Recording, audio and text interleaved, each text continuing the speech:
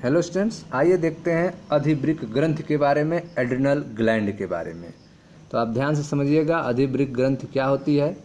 ठीक है, तो अधिवृक्क ग्रंथि कहाँ पाई जाती है? तो यह वृक्क के ऊपरी सतह पर पाई जाती है। आप फिगर देख सकते हैं, फिगर में आप देखें ध्यान से। वृक्क एवं अधिवृक्क ग्रंथि अनुप्रस्थ काट प्रदर्शन। ठीक है, यह आप देख रहे हैं वृक्क है, किडनी है जो सेम के आकार की होती है। इसके ऊपरी सतह पे आप देख रहे हैं अधिवृक्क ग्रंथि है। ठीक है, जिसे एड्रिनल ग्लैंड अधिवृक्क ग्रंथि कहा जाता है। ये दोनों किडनी के ऊपरी सतह पर पाई जाती हैं। ठीक है, अब इस अधिवृक्क ग्रंथि को अगर अनुप्रस्थ काट लिया जाए तो अनुप्रस्थ काट में अधिवृक्क ग्रंथि जो है इस तरह से दिखाई देती है, जिससे दो भागों में आप बांट सकते हैं।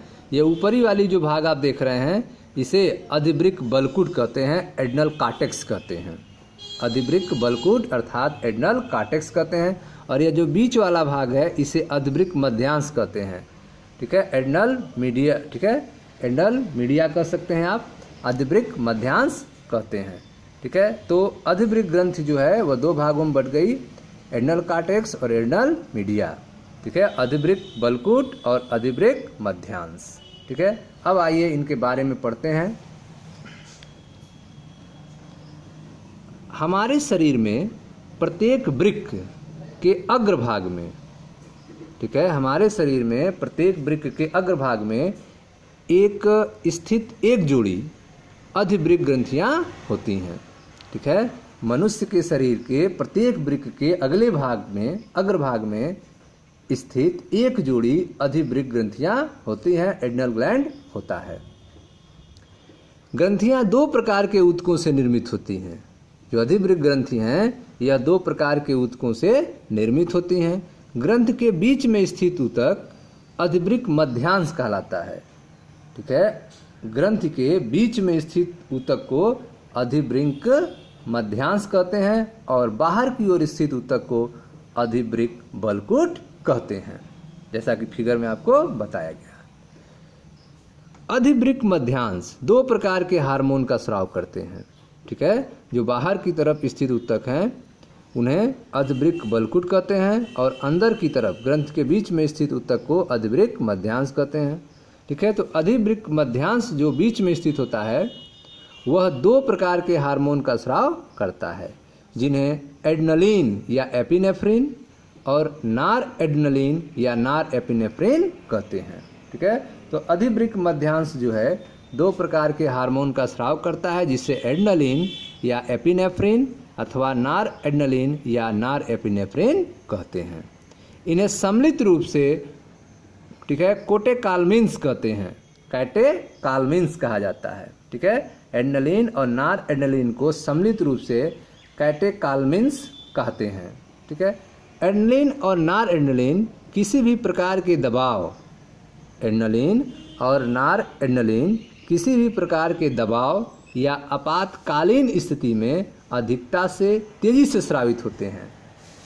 ठीक है, तो यह जो अधिवृक्क मध्यांश के दो हार्मोन हैं एड्रेनलिन और नार एड्रेनलिन, यह किसी भी प्रकार के दबाव में, स्ट्रेस में या आपातकालीन स्थिति में अधिकता में तेजी से स्रावित होते हैं। इसी कारण ये आपातकालीन हार्मोन या युद्ध हार्मोन या फ्लाइट हार्मोन कहलाते हैं। ठीक है, ये हार्मोन सक्रियता अर्थात तेजी, आँखों की पुतलियों के फैलाव, रोंगटे खड़े होना, पसीना आदि को बढ़ाते हैं। ठीक है, ये जो हार्मोन है ये सक्रियता को बढ़ाते हैं, तेजी को बढ़ाते हैं, आँखों की पुतलियों में फैलाव पैदा करते हैं, रोंगटे खड़ा होना, पसीना आदि को बढ़ाने का काम करते हैं। दोनों हार्मोन हृदय की धड़कन, हृदय संकुचन की क्षमता और श्वास दर को बढ़ाते हैं। ठीक है, तो यह जो एड्रेनलिन और नार एड्रेनलिन है यह दोनों हार्मोन जो है हृदय की धड़कन, हृदय संकुचन की क्षमता और श्वास दर को बढ़ाने का काम करते हैं। ठीक है, कैटेकोलमिन ग्लाइकोजन के विखंडन को ही प्रेरित करते हैं। ये दोनों हार्मोन जो हैं जिन्हें सम्मिलित रूप से कैटेकालमिन्स कहा जाता है, ये ग्लाइकोजन के विखंडन को भी प्रेरित करते हैं, जिसके परिणाम स्वरूप रक्त में ग्लूकोज का स्तर बढ़ जाता है। ठीक है, तो ग्लाइकोजन के विखंडन से रक्त में ग्लूकोज का लेवल बढ़ जाता है। साथ ही ये लिपिड और प्रोटीन के विखंडन को भी प्रेरित करते हैं। ठीक है, ये जो कैटेकोलामिन्स हैं ये लिपिड और प्रोटीन के विखंडन को भी प्रेरित करते हैं। ठीक है, आप पढ़ रहे हैं एड्रिनल ग्लैंड के बारे में, अधिवृक्क ग्रंथि के बारे में। आपको बताया गया कि वृक्क किडनी के ऊपर जो है अधिवृक्क ग्रंथि पाया जाता है। इसके अनुप्रस्थ काट में इसमें दो भाग होते हैं। सबसे बाहर की ओर जो भाग होता है उसे अधिवृक्क बलकुट कहा जाता है और अंदर वाले भाग को अधिवृक्क मध्यांश कहते हैं। इसमें आपको बताया गया कि हमारे शरीर में प्रत्येक वृक्क के अग्रभाग में एक स्थित एक जोड़ी अधिवृक्क ग्रंथियां होती हैं। ग्रंथियां दो प्रकार के ऊतकों से निर्मित होती हैं। ग्रंथि के बीच में स्थित ऊतक अधिवृक्क मध्यांश और बाहर की ओर स्थित ऊतक अधिवृक्क बलकुट कहलाता है। अधिवृक्क मध्यांश जो है दो प्रकार के हार्मोन का स्राव करता है, जिन्हें एड्रेनलिन एपिनेफ्रिन और नॉरएड्रेनलिन या नॉरएपिनेफ्रिन कहते हैं। इन्हें सम्मिलित रूप से कैटेकालमिन्स कहा जाता है। एड्रेनलिन और नॉरएड्रेनलिन किसी भी प्रकार के दबाव या आपातकालीन स्थिति में अधिकता में तेजी से स्रावित होते हैं। इसी कारण ये आपातकालीन हार्मोन या युद्ध हार्मोन या फ्लाइट हार्मोन कहलाते हैं। ये हार्मोन सक्रियता अर्थात तेजी, आँखों की पुतलियों का फैलाव, रोंगटे खड़े होना, पसीना आदि को बढ़ाने का काम करते हैं। दोनों हार्मोन हृदय की धड़कन, हृदय संकुचन की क्षमता और श्वास दर को बढ़ाते हैं। कैटेकोलामिन्स ग्लाइकोजन के विखंडन को भी प्रेरित करते हैं, जिसके परिणाम स्वरूप रक्त में ग्लूकोज का स्तर बढ़ जाता है। साथ ही ये लिपिड और प्रोटीन के विखंडन को भी प्रेरित करते हैं। ठीक है, यह हो गया आपका अधिवृक्क मध्यांश के हार्मोन के बारे में। अब देखते हैं अधिवृक्क बलकुट के बारे में, जो कि बाह्य स्तर होता है। अधिवृक्क बलकुट को 3 परतों में विभाजित किया जा सकता है। ठीक है, अधिवृक्क बलकुट को 3 परतों में विभाजित किया जा सकता है, जिन्हें जोना रेटिकुलरिस जो आंतरिक परत होती है, जोना फेसिकुलेटा जो मध्य परत है, और जोना ग्लैमेरुलोसा जो कि बाहरी परत है। ठीक है, तो अधिवृक्क बलकुट को 3 परतों में विभाजित किया जा सकता है, जोना रेटिकुलरिस, जोना फेसिकुलेटा और जोना ग्लैमेरुलोसा।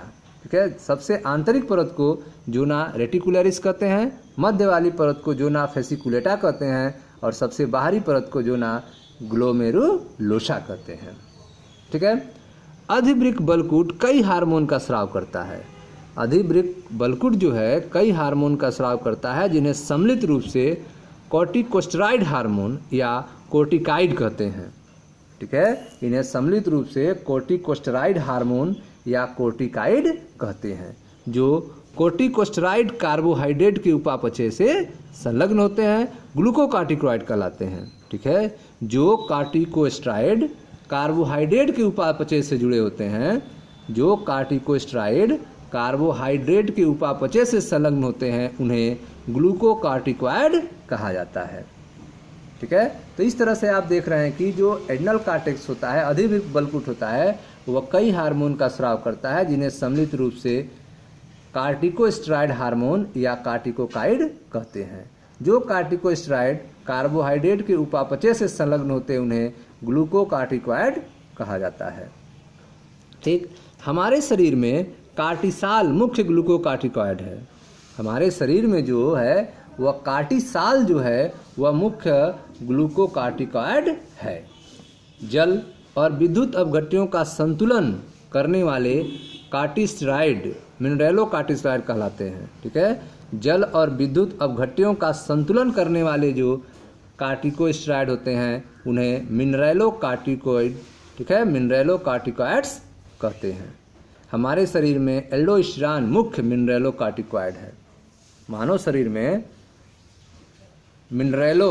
ठीक है, मानव शरीर में जो एल्डोस्टेरॉन होता है वह मुख्य मिनरेलोकार्टिकोइड होता है। ठीक है, तो इस तरह से आपने देखा कि अधिवृक्क बलकुट को 3 परतों में विभाजित किया जा सकता है। जोना रेटिकुलरिस जो आंतरिक परत होती है, जोना फेसिकुलेटा जो मध्य परत है, और जोना ग्लैमेरुलोसा जो बाहरी परत है। ठीक, अधिवृक्क बलकुट कई हार्मोन का स्राव करते हैं, जिन्हें सम्मिलित रूप से कार्टिकोस्टेरॉइड हार्मोन या कार्टिकाइड कहते हैं। जो कार्टिकोस्टेरॉइड कार्बोहाइड्रेट के उपापचय से संलग्न होते हैं, उन्हें ग्लूकोकार्टिकोइड कहते हैं। ठीक है, हमारे शरीर में कार्टिसाल मुख्य ग्लूकोकार्टिकोइड है। जल और विद्युत अपघट्यों का संतुलन करने वाले कार्टिकोस्टेरॉइड मिनरेलोकार्टिकॉइड कहलाते हैं। हमारे शरीर में एल्डोस्टेरॉन, ठीक है, मानव शरीर में एल्डोस्टेरॉन मुख्य मिनरेलोकार्टिकॉइड होता है। आगे देखें, ग्लूकोकार्टिकॉइड ग्लाइकोजन संश्लेषण, ग्लूकोनियोजेनेसिस, वसा अपघटन और प्रोटीन अपघटन को प्रेरित करते हैं।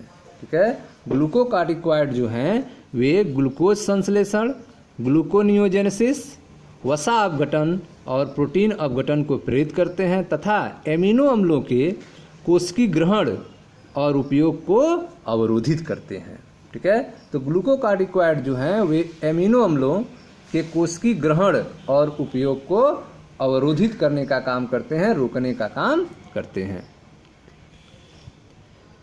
ठीक है, अवरोधित करने का काम करते हैं। ठीक है, तो इस हार्मोन के द्वारा एमिनो अम्ल जो है कोशिका ग्रहण इसका होने लगता है।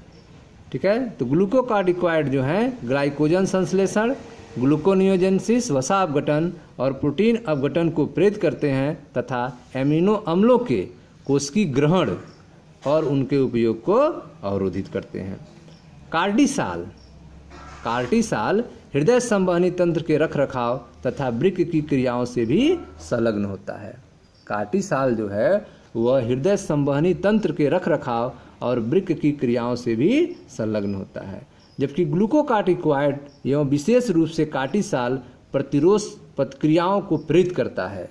ग्लूकोकार्टिकॉइड और विशेष रूप से कार्टिसाल जो है वह प्रतिशोथ प्रतिक्रियाओं को प्रेरित करता है तथा प्रतिरक्षा तंत्र की प्रतिक्रिया को अवरोधित करता है, रोकने का काम करता है। इम्यूनिटी सिस्टम को, ठीक है, स्लो करने का काम करता है कार्टिसाल। ठीक है, ग्लूकोकार्टिकॉइड एवं विशेष रूप से कार्टिसाल जो है प्रतिशोथ प्रतिक्रियाओं को प्रेरित करता है तथा प्रतिरक्षा तंत्र की प्रतिक्रियाओं को अवरोधित करता है।